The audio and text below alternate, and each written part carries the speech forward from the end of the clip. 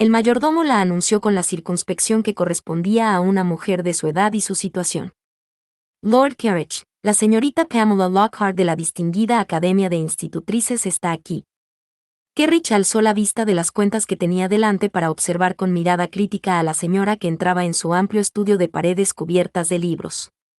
Había fuego encendido en la chimenea. En los candelabros repartidos por la estancia ardían las velas con su luz vacilante. Las pesadas cortinas de terciopelo estaban abiertas para dejar que entrara la luz por los ventanales, pero el día era gris y nublado y resultaba difícil evaluar el aspecto de la señora con detalle. Sin embargo, la precedía un olor a lavanda mientras se acercaba a él con paso firme. Entonces entró en el círculo de luz de las velas que rodeaba la mesa de caoba profusamente tallada y, por primera vez en 15 días, Carriage sintió nuevos ánimos. No cabía la menor duda, la señorita Seterington había conseguido una institutriz que se ajustaba a sus necesidades. Adusta y sin atractivo, pero no tan vieja que asustara a los niños. Y la señorita Seterington había obrado el milagro un día antes del plazo fijado. Carriage no había dudado nunca del poder del dinero. Señorita Lockhart, dijo, levantándose para inclinarse. Ella hizo una reverencia, luego lo examinó como una profesora a un alumno recalcitrante. Él le devolvió el favor. La señorita Lockhart llevaba una horrible maleta de tejido de alfombra, muy gastada y de proporciones gigantescas, tan grande que el asa le quedaba a la altura de la cintura y el bajo le golpeaba las rodillas. Llevaba también un paraguas negro con el mango de madera toscamente tallada. El vestido, propio de una solterona, era púrpura y le sentaba fatal, demasiado holgado en los hombros, y lucía los goterones de la lluvia monótona. Sin embargo, tenía un generoso pecho y una fina cintura. Pero él conocía muy bien los trucos de corsé que utilizaban las mujeres para ocultar los defectos de la figura y realzar lo que era escaso. Sin duda la señorita Lockhart también los conocía. Se fijó en que llevaba anteojos ahumados, signo seguro de una vista pobre y una excesiva dedicación al estudio. Tenía el cutis y los labios descoloridos. El pelo castaño lo llevaba peinado hacia atrás y tan tirante que reducía la flacidez que pudiera haber alrededor del mentón y el cuello, otro truco femenino, que difícilmente engañaría a un experto como él. Una fina redecilla de encaje gris le cubría los cabellos y llevaba un adorno absurdo que parecía ni más ni menos que 2 agujas de tejer clavadas en ángulo recto en el moño bajo. Carriage dejó caer el monóculo y se sentó. Tal vez sirva, dijo. Ella asintió y, sin esperar invitación, se sentó en la anticuada silla Pleuite delante de la mesa. El estilo de la silla se adaptaba a ella perfectamente. Lo mismo iba a decir yo. Carriage contuvo la risa a duras penas. La señorita Lockhart le recordaba a su abuelo. Un caballero que nunca había tolerado insolencias, por Dios, de alguien tan indigno como un simple nieto de 30 años. Su regocijo se evaporó entonces. Era por su abuelo por quien hacía todo esto. Por su abuelo y por el banco y por el apellido familiar, que no debía sufrir por culpa de la debilidad de su primo y que no merecía convertirse en objeto de burla. Apretó los puños al recordar las risas. Habrá traído referencias. Por supuesto. Hundió la mano en la amplia maleta, sacó 3 hojas llenas y se las tendió a través de los organizados montones de papeles que el conde tenía sobre la mesa. Tengo 9 años de experiencia con niños y, como puede ver, he trabajado para familias absolutamente ejemplares de diversos condados cercanos a Londres. Lady Baíes, en especial, quedó muy complacida con los resultados de mis enseñanzas. Su hija era una salvaje cuando entré en la casa, y cuando me fui, se quedó desolada. Carriage leyó las cartas por encima. Procedían de buenas familias rurales, la mayor parte de condados del sur. Todas afirmaban que la señorita Lockhart tenía una habilidad especial para enseñar a los niños. A él le daba igual. Solo le preocupaba que cumpliera con sus requisitos. Supongo que la señorita Seterington le ha explicado lo que necesito. Sí. La señorita Lockhart dejó la maleta a sus pies. Tengo que comprarle un huérfano y adiestrarlo como compañero. Dicho así, no sonaba tan terrible. Para que pueda usted ganar, la señorita Lockhart recorrió la magnífica biblioteca con la mirada, una apuesta, o algo parecido, con la que se lucrará aún más. Eso sí que sonaba terrible. Muy ofendido por el reproche implícito en el comentario, Kerrich se puso en pie. Pero ella lo interrumpió alzando una mano. Ahórrese esa indignación superficial, milord. Al contrario que otras mujeres que conozco, yo comprendo perfectamente que aristócratas jóvenes y apuestos tengan la misma afición a las riquezas que los viejos y vetustos mercaderes. De hecho, yo diría que ese atributo forma parte del honorable estilo de vida inglés. Sonrió con una especie de pálida imitación del humor. Incluso las damas desean su porción de fortuna. La misma razón, de hecho, me ha traído hasta aquí. El conde seguía de pie mirando a la irritante mujer. Aún desaprobándola, la condenada señorita Seterington había logrado que su misión se hiciera más evidente. Que esta vieja solterona con su beneplácito. Le advierto que protegeré al niño de todo daño, dijo la señorita Lockhart. ¿El niño? ¿Qué balbuceaba aquella mujer sobre el niño? Sí. He supuesto que su momentánea vacilación tenía que ver con cierta preocupación por el huérfano. En realidad, parece usted bastante pesimista con respecto al futuro del pequeño. La señorita Lockhart pestañeó tras sus anteojos ahumados. ¿Pestañeaba o le había guiñado el ojo? La actitud de la señorita Lockhart recordó a Kerrich su propósito. Cogió el candelabro que tenía al lado, rodeó el escritorio e iluminó de pleno su rostro con la luz de las velas. Ella bajó la vista, apretando las finas ventanas de la nariz en un gesto de desdén, o quizá de consternación. Pues la señorita Lockhart no era tan vieja como él había supuesto en un principio, aunque tampoco podía confiar en que la edad le protegiera de insinuaciones inoportunas.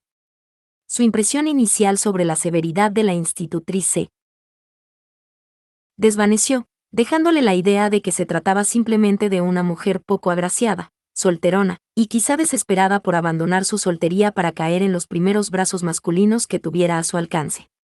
Concretamente, en sus brazos. Una sencilla prueba demostraría si estaba equivocado, o, por desgracia, en lo cierto. Fríamente procedió para asegurarse de que podía estar tranquilo. Se inclinó sobre ella y desplegó esa confianza viril que las mujeres parecen encontrar absolutamente irresistible, esperando a que ella alzara la vista. Finalmente lo hizo, pero no dio muestras de estar impresionada. ¿Podría bajar el candelabro, milord? Su luz es muy intensa y temo que deje caer la cera sobre mi segundo mejor vestido. ¿Su segundo mejor vestido? Es tan bonito, mintió él con mucha labia, que pensaba que era el mejor. Ella lo miró como si fuera un candidato perfecto para Bedlam I y apartó la falda para que no quedara debajo de las vacilantes velas. Mi mejor vestido lo llevo los domingos, milord.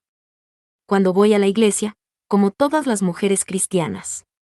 Una reprimenda, y que apuntaba a la disipada conducta de Kerrich. Entonces es simplemente la dama que lo lleva la que crea la ilusión de una belleza sin igual. Haciendo caso omiso de la garbosa figura del conde, la señorita Lockhart metió la mano en la maleta que tenía a sus pies y sacó un ovillo y un trozo de algo tejido con lana negra. No me diga. Su tono no parecía especialmente sarcástico, ni tampoco ella parecía fascinada por sus encantos. Fingía desinterés, ¿o era realmente la vieja ciruela pasa que él necesitaba? Kerrich dejó el candelabro a un lado, apoyó la cadera en el escritorio y se inclinó más sobre ella. Tal como expresé a la señorita Seterington, creo que el niño estará mejor sirviéndome a mí que en una inclusa. Era la idea del engaño lo que provocaba una punzada de remordimiento. Las mejillas de la señorita Lockhart se hundieron como si hubiera fruncido la boca. Comprendo. Él sonrió con un delicioso interés, si bien fingido. Sin embargo, me pregunto hasta qué punto le remuerde a usted la conciencia, señorita Lockhart. Una mujer atractiva, en la flor de la edad, no puede desear solo cuidar a los hijos de los demás. Sin duda deseará usted tener hijos propios. La señorita Lockhart estalló. No había otra palabra para definir su exasperación. Lo que yo desee no es asunto suyo, milord.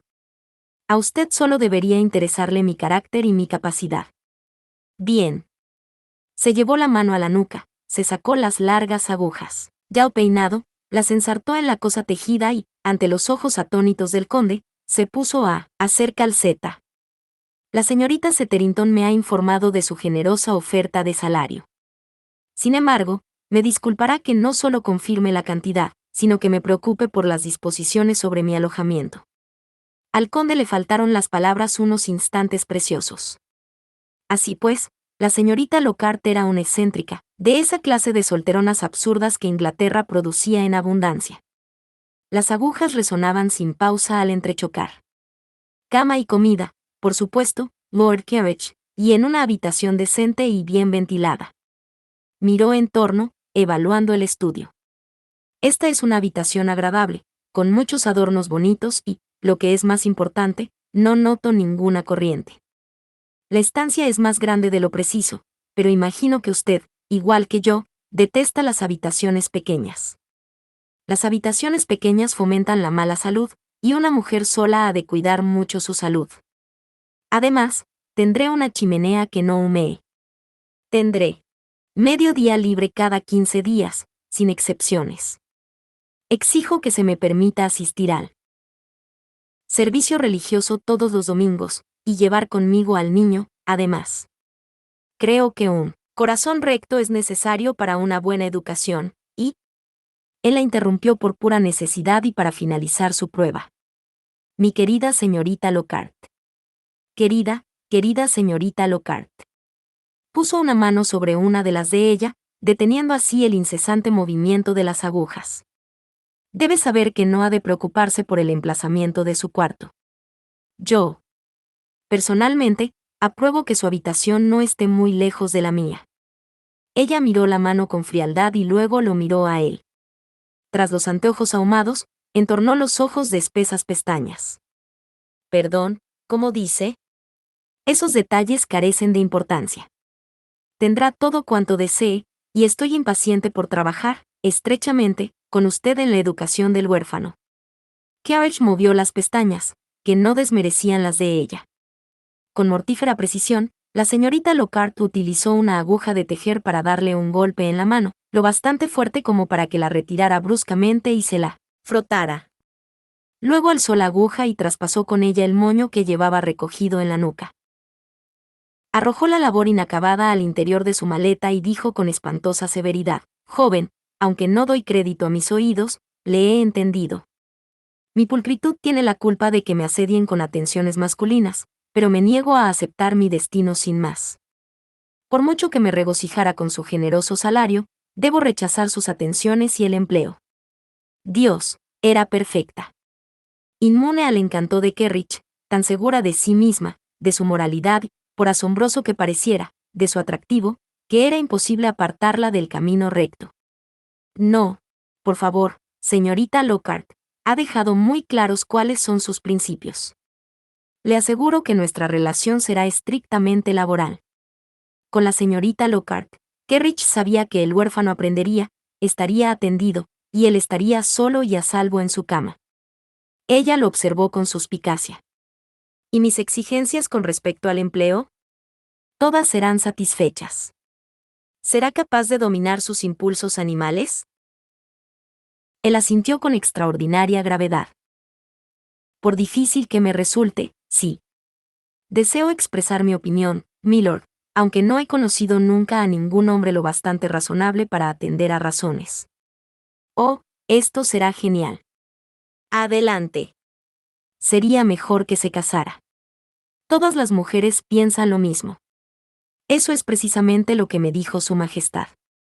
La unión marital, según tengo entendido, proporciona al hombre una válvula de salida para esas incómodas pasiones que los afligen. Pero supongo que solo dispone de un breve plazo para cumplir con las exigencias de la reina. Me ha dado 3 meses. ¿3 meses para volverse respetable? Lo miró y rió con un sardónico graznido de desdén. Hasta a mí me parece injusto. Sí, no tiene más remedio que traer un huérfano a su casa, pues ninguna mujer en su sano juicio se casaría con usted sin un prolongado cortejo y una promesa de fidelidad escrita y firmada con sangre. Kerrich abandonó su desmadejada postura para erguirse. Ninguna mujer me rechazaría. Bromea, milord. No hay mujer viviente que no se deje seducir por un bello rostro, un título o una fortuna, Y puedo decir sin pecar de orgulloso que poseo las tres cosas. Por favor, señorita Lockhart. Se ha mostrado usted resistente a la seducción, pero ¿y si le propusiera matrimonio? Esa es una suposición estúpida. Aunque fuera la mujer más hermosa del mundo, no me pediría en matrimonio. Todos los hombres afirman que se dejan dominar por las pasiones, pero si eso fuera cierto, se casarían según sus deseos y no su conveniencia. Pero si me dominara la pasión por usted, me aceptaría por mi rostro y mi figura. Los hombres no aman con todo el corazón, y los hombres apuestos son los peores, pues son unos creídos. Entonces me aceptaría por mi título. Procedo de un noble linaje. Sé que un título no confiere honor, ni constancia, ni integridad. Deliberadamente, Kerrich adoptó el papel de la serpiente en el Edén y ofreció la irresistible manzana. Entonces me aceptaría por mi fortuna. Ella vaciló. Como él sabía que iba a ocurrir. Ja. Cogiéndose la rodilla con las manos, se echó hacia atrás y la observó con satisfacción. Yo tenía razón. Ella lo miró y vio algo en su rostro, y que podía ser, maldita sea, que reforzó su determinación. Se equivoca. Me he abstenido con éxito de huir con cualquiera de los hombres que me han hecho proposiciones, y no cambiaría mis sueños por una vida con usted. Sus sueños deben de ser grandiosos. No, pero son míos. Se levantó y se colgó la maleta del brazo con esfuerzo. Y ya tengo bastante de esta inútil charla. Sí. Kerrich no podía creer que se hubiera dejado atraer hacia semejantes bromas, y con una criatura tan fea y desagradable. Ha comprendido lo que debe hacer. Conseguiré un huérfano y lo traeré aquí. Dado que sospecho que desea que el niño tenga un mínimo de modales, le enseñaré. Él se bajó del escritorio y se alejó de ella. Deprisa. Sí. Deprisa. Luego, procederemos como usted indique. Adquirirá el niño antes de que termine el día. Es ya la tarde, milord. Hoy me instalaré en mi habitación y supervisaré las disposiciones para nuestras clases. Mañana buscaré un niño. Kerrich cogió a la señorita Lockhart por el brazo y la acompañó con energía hasta la puerta. Entonces, todo arreglado. Cuando menos, los detalles principales. No quiero robarle más tiempo. Bien. Kerrich tenía que volver a sus números, que eran buenos, maldita sea. Mejores que buenos, y la reina Victoria era una estúpida por haber dudado de él. Dígale al ama de llaves que la ponga en el dormitorio contiguo al aula para las clases. Si no lo encuentra satisfactorio, haga las mejoras que considere oportunas. Le diré a la mujer que sus deseos son órdenes. La institutriz se detuvo justo antes de llegar a la puerta. La mujer, el ama de llaves. Kerrich se esforzó por recordar el nombre. Berta o Betty o algo parecido. La institutriz no se movió. ¿Es nueva en la casa, entonces? Relativamente. 7 años. 10. No sé. ¿Qué quería la condenada institutriz? ¿Por qué no se iba de una vez? Ella se dispuso a hablar y Kerrich reconoció en el acto la chispa que brillaba en sus ojos. La había disgustado de algún modo. Estaba a punto de soltarle un rapapolvo. Le hablaría claro y la pondría en su sitio. Pero un golpecito en la puerta la salvó de una reprimenda que pedía a gritos. Entre, dijo Kerrich con impaciencia. Moulton, el mayordomo que era mucho más que un mayordomo, entró y anunció, Milord, el señor Louis Attersmith. El primo de Kerrich acudía por fin a su convocatoria. Kerrich y Moulton intercambiaron miradas de satisfacción. Ahora podrían continuar con su plan. No les molestaré, dijo la señorita Lockhart con rudeza de maestra. Sí. La visión de la institutriz de cara lechosa, boca fruncida y vestido púrpura. Solo servía para recordarle la pasmosa racha de desgracias que había experimentado. No comprendía cómo había podido ocurrir. Hacía apenas un mes, todo era como debía ser.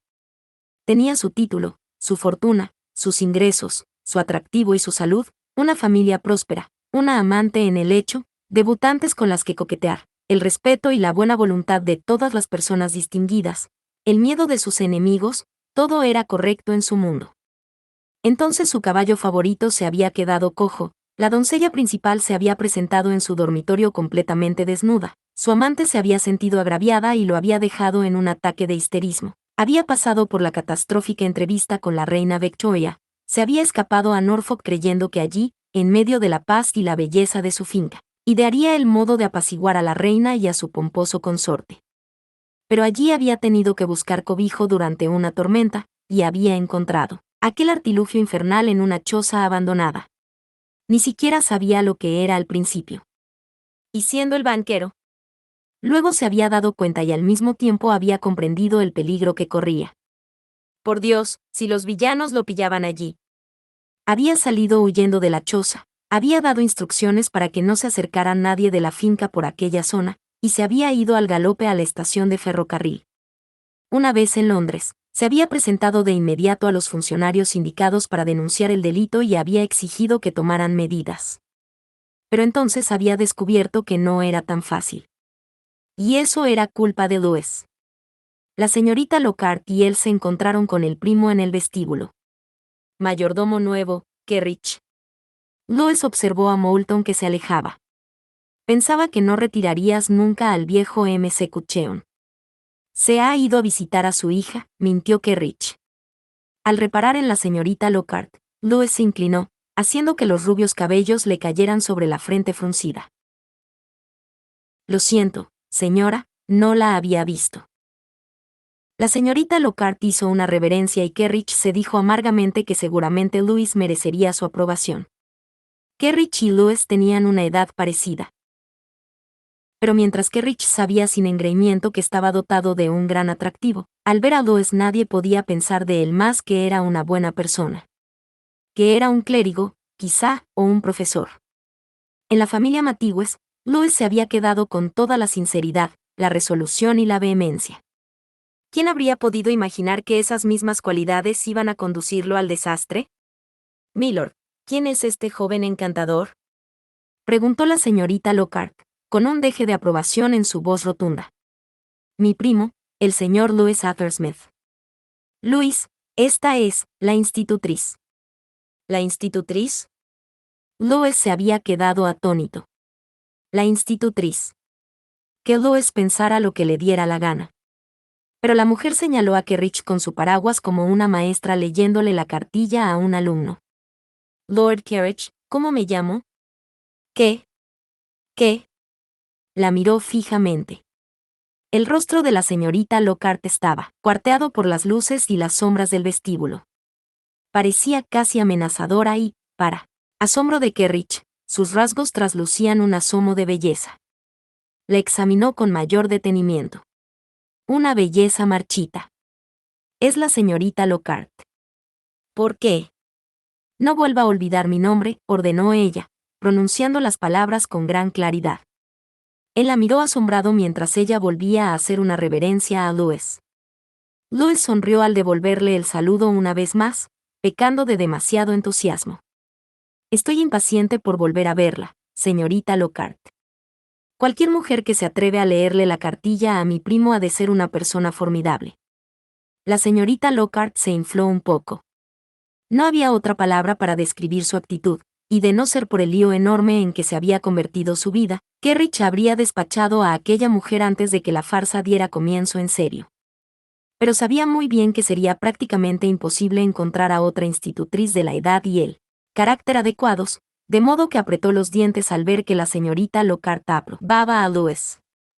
Exactamente igual que hacían todos en la familia desde siempre. Incluso el querido abuelo de Kerrich había puesto a Louis como ejemplo rutilante a seguir. Ahora viviré aquí, señor Attersmith, y será un placer tratar con usted. La señorita Lockhart se volvió hacia el mayordomo.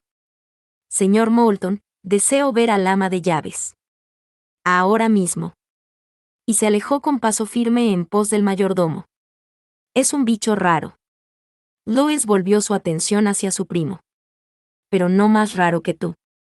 Una institutriz, primo. Kerrich ensayó la historia que había ideado para justificar su súbita y sospechosa filantropía. Voy a adoptar a un huérfano, un niño que encontré en la calle. Louis lo miró como si no estuviera seguro de haber oído bien. El valor y la masculinidad del muchacho me cautivaron. Valor y masculinidad. Louis bajó la vista con una sonrisa reprobatoria. Por supuesto. Kerrich comprendió que había metido la pata. Desde niños, él había sido siempre el audaz, el encantador, el que heredaría el dinero, las propiedades y el título. Louis había sido el estudioso, el que se había licenciado en Oxford con honores, para el que todo el mundo predecía un futuro brillante. Sin embargo, ¿qué demonios de comportamiento era ese al que se había entregado Louis? ¿Y por qué? En realidad, no importaba demasiado, como cabeza de familia. Kerrich no podía permitir que su apellido y su honorable reputación se vieran arrastrados por el fango. Aún así, estaba resuelto a averiguar el porqué.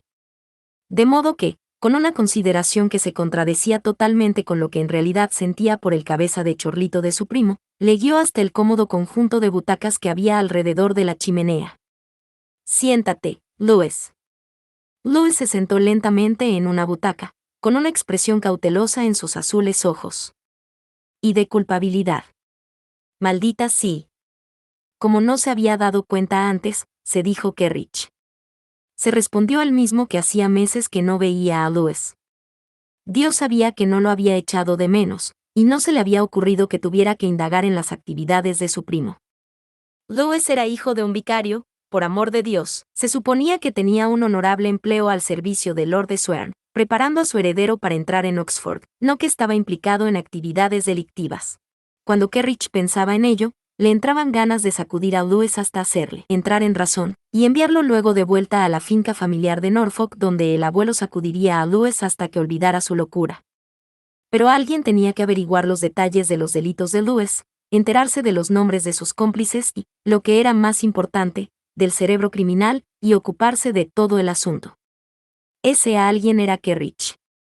De modo que se sentó en una butaca frente a su primo con el semblante serio y le dijo: «Tengo algo que proponerte». Louis se volvió aún más cauteloso. «¿Tú, primo?» «Hay problemas en el banco». Kerrich sopesaba sus palabras con cuidado, eligiendo las que podían causar el efecto óptimo. «No puedo recurrir a nadie que no sea de la familia. Necesito que vengas a vivir conmigo. Que trabajes para mí». Louis quiso hablar, pero Kerrich alzó una mano. «Escúchame primero, por favor. Sé que ya tienes empleo», a Louis lo habían despedido, pero Kerrich fingió ignorarlo, «y no será muy honorable por tu parte marcharte en un momento así, pero me encuentro en una situación espantosa que tendrá consecuencias nefastas. Tú, primo». Una leve sonrisa aleteó alrededor de la boca de Louis. «Sé que no puedo pedirte de buena fe que renuncies a tu trabajo por mí, pero confío en tu afecto por el abuelo». La sonrisa de suficiencia de Louis desapareció. «¿Por qué habrían de afectar a Lord Reynard tus problemas?» «Porque se trata del banco de mi abuelo. Él lo fundó, él trabajó allí incluso después de confiarle la gerencia a mi padre, él me enseñó a llevarlo después de que mi padre muriera. Sé que detestas los números y las finanzas, y sé que juraste que no trabajarías nunca en el banco, pero espero que tu afecto por el abuelo venza tu resistencia». Allí estaba de nuevo. La culpabilidad escrita en la cara para que Kerrich la viera. ¿No se le había ocurrido a Louis que su delito sería un duro golpe para Lord Reynard? ¿O acaso había desechado todo escrúpulo y ya no le importaba? Al ver que Louis no respondía enseguida, Kerrich prosiguió: «Ya sé que me dirás que el abuelo solo es tu tío abuelo. Sin embargo, creo que sientes un gran afecto por él, y aunque él no lo mencionaría jamás, también le debes tu educación». La resistencia de Louis cedió bajo el peso de la culpabilidad que Kerrich apilaba sobre él. «Sí», dijo. «Se lo debo todo a tu abuelo. Si considero que tu problema en el banco es tan grave como dices, te ayudaré, por supuesto». «No podría ser más grave», replicó Kerrich. «Como sabes, nosotros imprimimos nuestros propios billetes para distribuirlos en Norfolk». Louis asintió. Seguramente no se atrevía a abrir la boca por miedo a que se le escapara una confesión. Así que Kerrich le dijo a Louis lo que éste ya sabía. «Alguien está falsificando nuestros billetes».